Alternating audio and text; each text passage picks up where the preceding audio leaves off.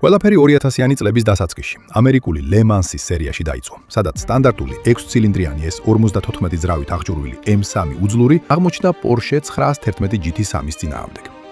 Porsche-ს ოპოზიტური ძრავის ბალანსი და კონსტრუქცია უპირატესობას აძლევდა. მიუნხენში კი მიხვდნენ, რომ რიგითი 6-ცილინდრიანი აგრეგატის ლიმიტები ამოწურული იყო. BMW-ს ინჟინრებმა მიიღეს რადიკალური და იმ დროისთვის წარმოუდგენელი გადაწყვეტილება.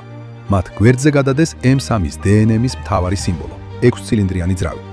და სრულიად საიდუმლოდ შექმნეს სარბოლო მონსტრი, რომელსაც კაპოტის ქვეშ 90 გრადუსიანი ცილინდრების შლის კუთხის მქონე 4 ლიტრიანი ატმოსფერული V8 ჩაუდგეს. ლეგენდარული P60B40.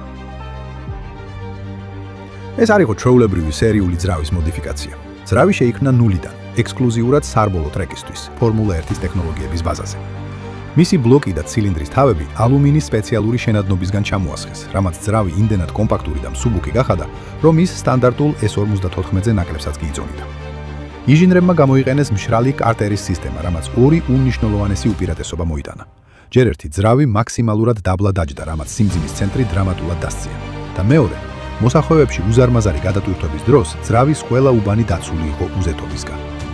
ბრტყელი მუხლა ლილვის წყალობით ძრავს ჰქონდა აალების სპეციფიკური რიგითობა, რაც უზრუნველყოფდა გაზების იდეალურ გამოდევნას და სიმძლავრის მყისიერ მიწოდებას მაღალ ბრუნებზე. სპორტულ ვერსიაში ძრავი 450-ზე მეტ ცხენის ძალას გამოიმუშავებდა. თუმცა საინჟინრო გენიალურობა მხოლოდ ძრავით არ შემოიფარგლებოდა. M3-ის შასი პრაქტიკულად თავიდან გადაიწერა. ძარაზე მასიურად გამოიყენეს ნახშირბადის ბოჭკოვანი კომპოზიტები. კაპოტი, სახურავი, უკანა ფრთა და ბამპერებიც კი კარბონისგან დამზადდა, რამაც მანქანის წონა დაახლოებით 1100 კილოგრამამდე შეამცირა. სავალი ნაწილი მთლიანად სფერული სახსრებით შეიცვალა, ყოველგვარი რეზინის მილისების გარეშე, რამაც მართვადობა კრისტალურად სუფთა და მყისიერი გახადა. აეროდინამიკური პაკეტი, რეგულირებადი უკანა ფრთითა და დიფუზორებით ქმნიდა უზარმაზარ ზეწოლას, რაც მაღალ სიჩქარეზე მანქანას ასფალტზე აწებებდა. როდესაც M3 GT 2001 წლის სეზონზე ტრეკზე გამოვიდა, მან უბრალოდ კი არ გაიმარჯვა. მან გაანადგურა კონკურენტები. პირეს გუნდი შოკში იყო. BMW მოიგო თითქმის ყველა რბოლა და მოიპოვა ჩემპიონის ტიტული. სწორედ აქედან იწყება მისი ავტორიტეტის პოლიტიკური ნაწილი.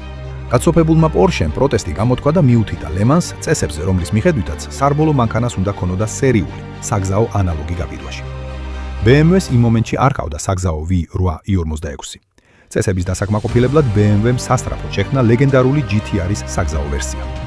მათ გამოუშვეს სულ რამდენიმე ეგზემპლარი, სადაც P60B40 ძრავი ოდნავ მოათვინიერეს 380 ცხენის ძალამდე.